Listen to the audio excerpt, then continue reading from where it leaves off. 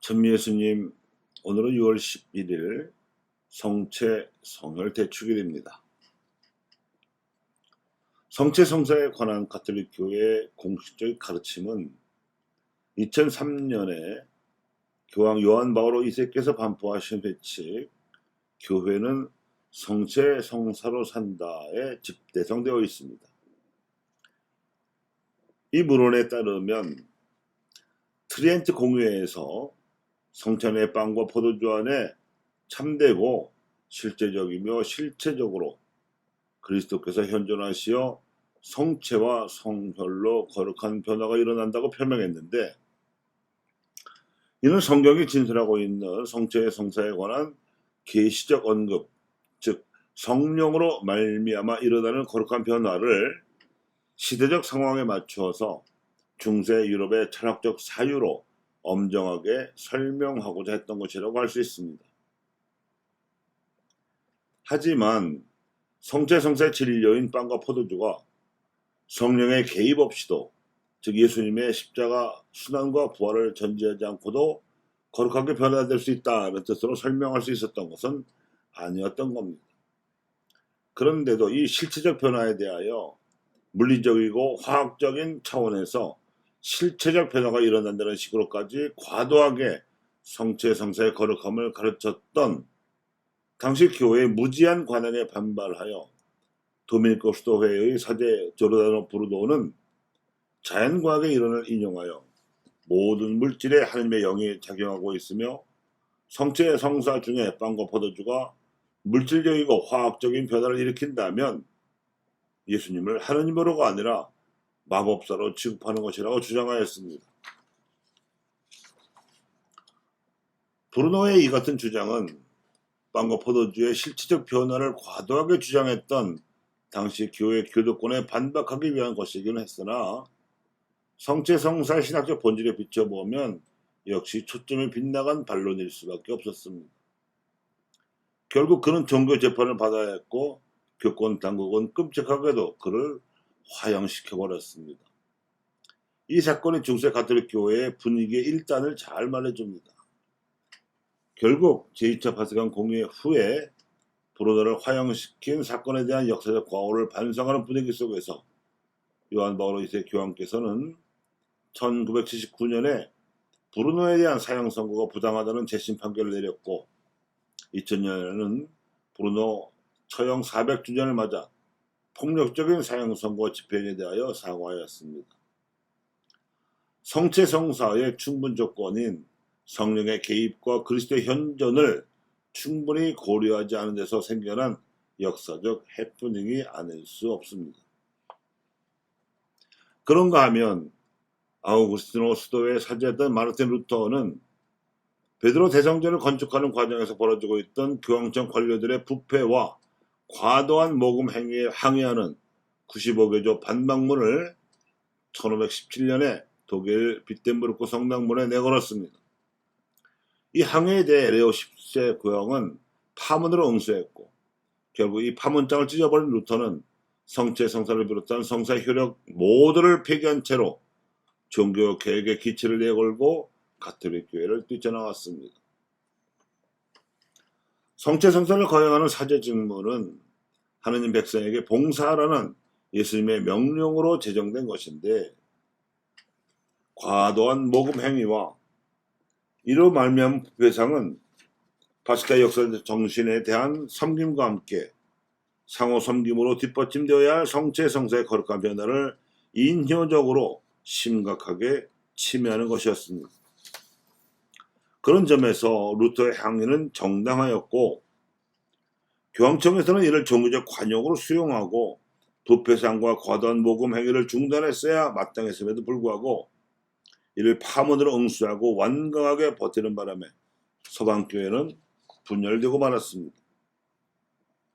이는 브루노의 사례와는 달리 성체 성사의 필요 조건인 사제직의 섬김 윤리가 관철되지 못하는 바람에 생겨난 역사상의 해프닝이었습니다. 성체와 성혈의 성사는 예수 그리스도의 삶에서 일어난 거룩한 변화를 그리스도의 몸이 되고자 하는 교회와 그리스도인들도 자신의 삶과 세상에서 이룩하기 위하여 거행하는 성사적 변화입니다. 예수님께서 당시 자신을 하늘에서 내려온 생명의 빵으로 계시하시면서 당신을 먹는 사람은 누구나 영원한 생명을 얻으리라고 약속하신 데 따라서 교회와 그리스도인을 모두 성체와 성혈의 성선을 통하여 영원한 생명을 누리게 해줄 거룩한 변화로 초대하신 겁니다. 가톨릭 교회가 승인하고 장려하는 성체 신심은 병자들에게 영성체를 할 수 있도록 성체를 모셔가는 봉성체 예식, 그러고도 남은 성체를 감실해 보관하면서 미사 중에 이루어진 거룩한 변화를 흠수하는 합당한 경배 예식 등을 행하는 관습에서 비롯되었습니다. 그러다가 성체 조배, 성시간, 성체 강복, 성체 행렬로 발전하더니 철야로 조배하는 관습까지 생겨났습니다.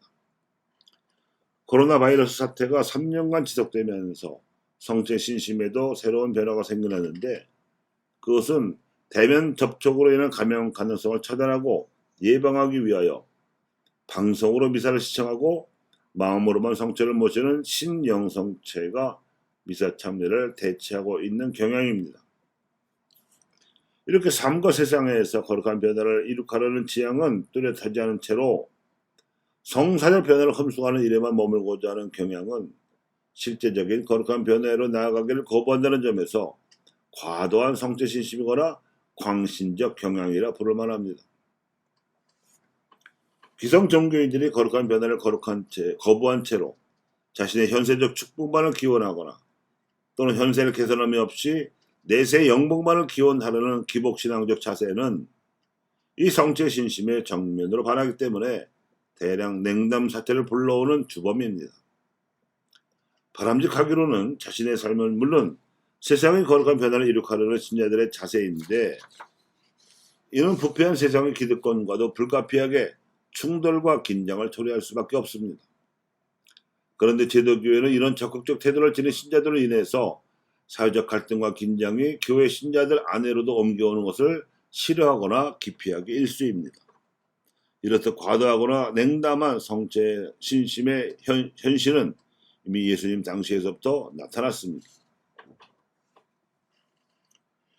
예수님께서 성체와 성혈의 성사에 담긴 거룩한 뜻을 처음에 열어보이신 계기는 요한복음서 6장에서는 생명의 빵, 7장에서는 생명의 물에 대해 가르치신 때였습니다. 특히 생명의 빵에 대한 가르침을 펴시기 전에 예수님께서는 가프라나움 평원에서 5,000명도 넘는 많은 군중 앞에서 이들을 배불리 먹이시기 위하여 빵의 기적을 일으키셨는데, 이때 군중은 말하자면 빵에 열광하였습니다. 그러나 열광하는 군중을 떠나 가프라나움 회당에서 좀 더 차분하게 이 기적에 담긴 뜻을 설명하시려고 예수님께서는 오늘 복음에 나온 말씀을 들려주셨습니다. 썩어 없어질 빵을 구하지 말고 영혼에 살게 하는 빵을 구하라.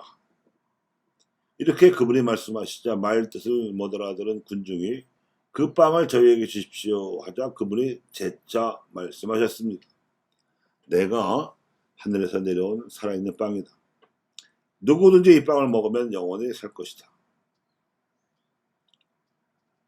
빵에 열광하던 군중은 이 말씀을 듣고 나서 대부분 저 사람이 어떻게 자기 살을 우리에게 먹으라고 줄 수 있단 말인가 하며 떠나갔습니다. 그러자 예수님께서는 제자들에게도 결단을 지적하셨습니다. 자, 너희는 어떻게 하겠느냐? 너희도 떠나겠느냐? 그러자 선뜻 대답하지 못하던 제자들 중에서 베드로가 나서서 고백을 했습니다.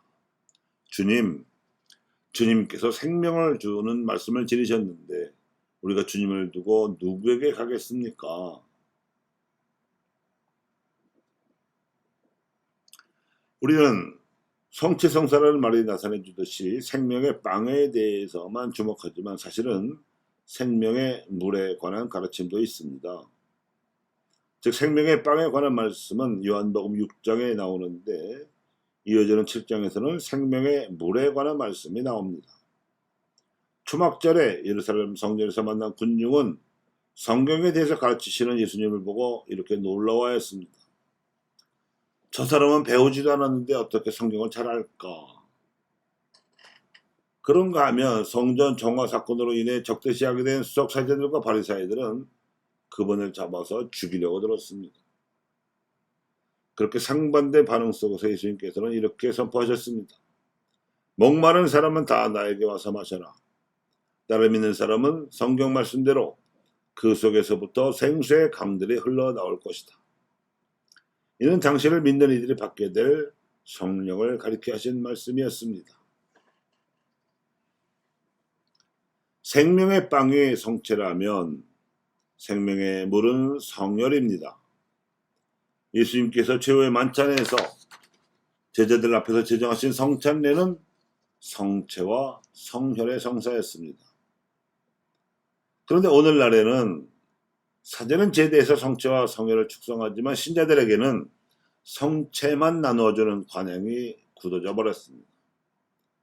그래서 본래는 성찬례 또는 성체와 성혈의 성사였던 이름이 성혈을 생략한 채 아예 성체 성사로 좁혀져 버렸습니다. 하지만 성혈의 신심과 영성은 생명을 상징하는 피를 두고 맺는 계약에서 잘 나타나 있습니다. 너희는 모두 이것을 받아 마셔라. 이는 새롭고 영원한 계약을 맺는 내 피의 잔이니 죄를 사하여 주려고 너희와 많은 이들을 위하여 흘릴 피다. 너희는 나를 기억하여 이를 행하여라. 이 피로 맺은 계약이 새롭고 영원한 계약입니다. 예수님께서 십자가 위에서 흘리실 이 피야말로 그분의 희생이 진정성 있는 희생이었음을 보증합니다.